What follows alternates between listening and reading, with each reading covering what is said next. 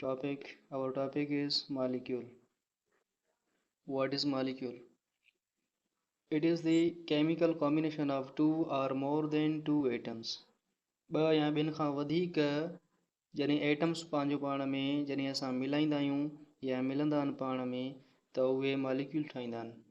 उहो chemical combination थियो हुनजो। जॾहिं केमिकल कॉम्बिनेशन थींदो of two atoms are more than two atoms, ॿ या ॿिनि खां वधीक एटम्स जॾहिं पाण में मिलंदा त मॉलिक्यूल ठाहींदा। For example the sulphur molecule.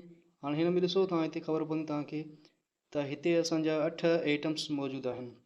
8 atoms आहिनि, पर 8 एटम्स छा जा एटम्स आहिनि? असांजा सल्फर जा एटम्स आहिनि 8। इहे जॾहिं 8 एटम्स पाण में मिलिया आहिनि त असां चई सघूं था त 2 या ॿिनि खां वधीक, ठीकु आहे, 2 या ॿिनि खां वधीक एटम्स जॾहिं केमिकली कंबाइन थींदा त असांजो मॉलिक्यूल ठहंदो। Water H2O। H2O में ॾिसो 2 हाइड्रोजन जा एटम्स आहिनि ऐं हिकिड़ो ऑक्सीजन जो। टोटल 3 एटम्स आहिनि।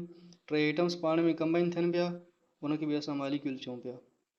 H2SO4 हाइड्रोजन सल्फाइड या सल्फ्यूरिक एसिड। 2 एटम्स ही आहिनि, हिकु सल्फर जो, 4 ऑक्सीजन जा, टोटल 7 एटम्स थिया।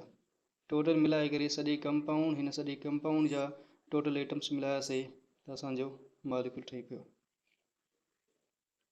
नोट मॉलिक्यूल में बि मोनो, डाई, ट्राई, पॉली एटॉमिक मॉलिक्यूल थी सघनि था। मोनो जो मतिलबु आहे हिकु, माना हिकु मॉलिक्यूल थी सघे थो, यानी कि मॉलिक्यूल ऑफ एलिमेंट जेके चवंदा आहियूं। मॉलिक्यूल ऑफ एलिमेंट माना सिर्फ़ु हिकु हूंदो आहे। हाणे जीअं हिते हाइड्रोजन आहे, हीअ एलिमेंट आहे, हिकिड़ो हाइड्रोजन एलिमेंट आहे, तंहिं करे हिन वटि सिर्फ़ु हिकिड़ो एटम आहे। असां हिनखे चई सघूं था दिस इज़ दी मोनो। हिकु एटम जे करे मोनो एटॉमिक मॉलिक्यूल थी वियो।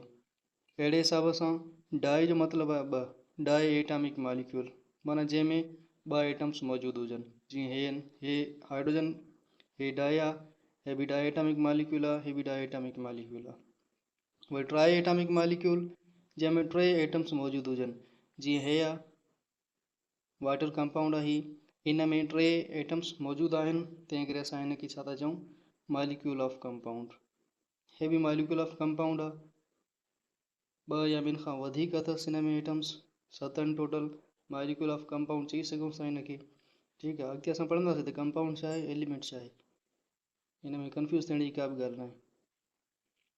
पॉली एटॉमिक मॉलिक्यूल, पॉली जो मतिलबु आहे तमामु घणा, ज़्यादा। जेका शइ घणी हुजे, ज़्यादा हुजे, यानी कि हे असांजा पॉली एटॉमिक मॉलिक्यूल चई सघूं था। माना 2 खां वधीक हुजनि। 2 खां वधीक जेके हूंदा, यानी कि 3 हुजनि, 4 हुजनि, 5 हुजनि, 6 हुजनि, सो ऑन, इहे असांजा सभु अचनि पिया छा में? Poly atomic molecule. हाणे तव्हां चई सघो था त सल्फर 8 जेको आहे इहो पॉली एटॉमिक मॉलिक्यूल आहे। H2O पॉली एटॉमिक मॉलिक्यूल आहे। H2SO4 पॉली एटॉमिक मॉलिक्यूल आहे।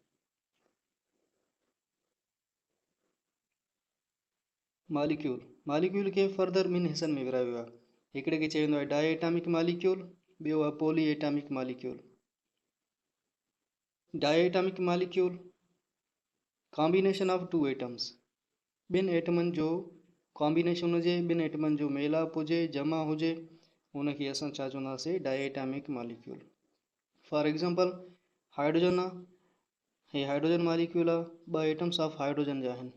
हिते नाइट्रोजन मॉलिक्यूल आहे, 2 एटम्स ऑफ नाइट्रोजन जा आहिनि। हे असांजो H आहे, हाइड्रोजन आयोडाइड आहे, हिन में हिकिड़ो एटम हाइड्रोजन जो आहे ऐं हिकिड़ो एटम आयोडीन जो आहे। 2 एटम्स थिया, हिनखे असां डाई। हाणे डाई जो मतिलबु आहे 2, यानी कि 2 लास्ट में हुजनि। 2 जॾहिं हूंदा एटम्स त असां हुनखे डाई एटॉमिक मॉलिक्यूल चवंदासीं। हिकिड़ो हुजे त असां मोनो एटॉमिक मॉलिक्यूल, 2 खां वधीक हूंदा त असां हुनखे पॉली एटॉमिक मॉलिक्यूल चई सघूं था। Poly atomic molecule for example definition पढ़ियूंसि। Combination of more than 2 atoms, 2 खां वधीक एटम्स जो जोड़ हुजे, पाण में कंबाइन थियल हुजनि, असां हुनखे पॉली एटॉमिक मॉलिक्यूल चवंदासीं। H2O, CO2, H2SO4 इहे असांजे छा में अचनि पिया? Poly atomic molecule. हाणे ॾिसो H2O यानी कि हाइड्रोजन मॉलिक्यूल आहे, 2 असांजा हाइड्रोजन एटम्स आहिनि ऐं हिकिड़ो ऑक्सीजन आहे, टोटल 3 थिया। त असां हिनखे चई सघूं था this is the try atomic molecule. Try atomic molecule चई सघूं था। पॉली एटॉमिक मालिक्यूल भी आहे असांजो, ठीकु आहे। त पॉली एटॉमिक मालिक्यूल यानी कि ॿियनि खां वधीक हुजनि जेके, उहे असांजा पॉली एटॉमिक मालिक्यूल आहिनि, combination of more than 2 atoms.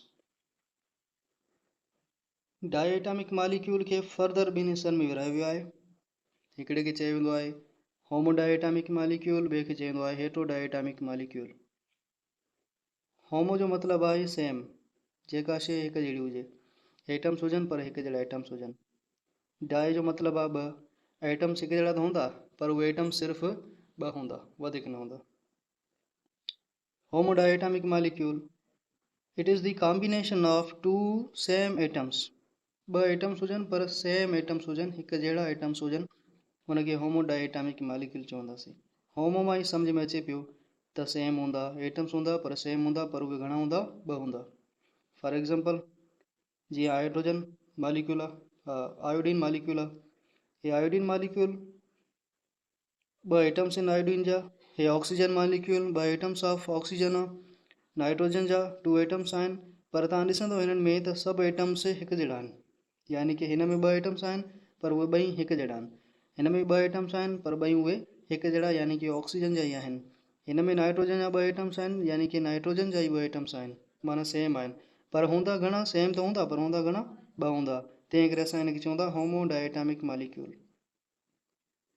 हेटेरोडायएटॉमिक molecule, hetero जो मतिलबु आहे डिफरेंट, हेटेरो मीन्स डिफरेंट, माना मुख़्तलिफ़ हूंदा। हाणे हेटेरो मां ई मुराद असांखे ख़बर पए पई त डिफरेंट शइ हूंदी, पर हूंदा घणा एटम्स हूंदा, 2।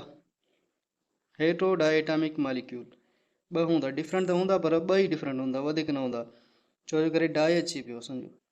होमोडायएटॉमिक मालिक्यूल, हेटेरोडायएटॉमिक मालिक्यूल, हिन में 2 एटम्स हूंदा पर उहे सेम हूंदा, हिकु जहिड़ा हूंदा। हिन में हेटेरोडायएटॉमिक मालिक्यूल यानी कि 2 एटम्स हूंदा पर उहे डिफरेंट हूंदा, मुख़्तलिफ़ हूंदा। It is the combination of 2 different atoms. 2 atoms हूंदा पर उहे छा हूंदा, मुख़्तलिफ़, डिफरेंट हुजनि। फॉर एग्ज़ाम्पल कार्बन मोनोऑक्साइड आहे, हिकु एटम ही आहे, हिकु एटम ही आहे, यानी कि ही एटम ऑफ कार्बन आहे ऐं ही हिकु एटम ऑफ ऑक्सीजन आहे। 2 एलिमेंट आहिनि, मुख़्तलिफ़ एटम्स आहिनि ॿई, हे कार्बन जा एटम्स थिया, हिकु थियो, ऐं हे जेको आहे ऑक्सीजन जो एटम आहे, हिकु थियो। टोटल एटम्स घणा आहिनि, 2 आहिनि, पर उहे छा आहिनि, डिफरेंट। हिन में हाइड्रोजन आयोडाइड में ॾिसो, हाइड्रोजन जो हिकिड़ो एटम आहे, आयोडीन जो हिकिड़ो एटम आहे, इहे 2 एटम्स आहिनि, इहे 2 एटम्स डिफरेंट आहिनि। हाइड्रोजन फ्लोराइड HF, हाइड्रोजन जो हिकिड़ो एटम आहे ऐं फ्लोरीन जो जेको आहे सो हिकिड़ो एटम आहे, त 2 डिफरेंट एटम्स आहिनि। इहो हुयो अॼु जो टॉपिक असांजो मालिक्यूल।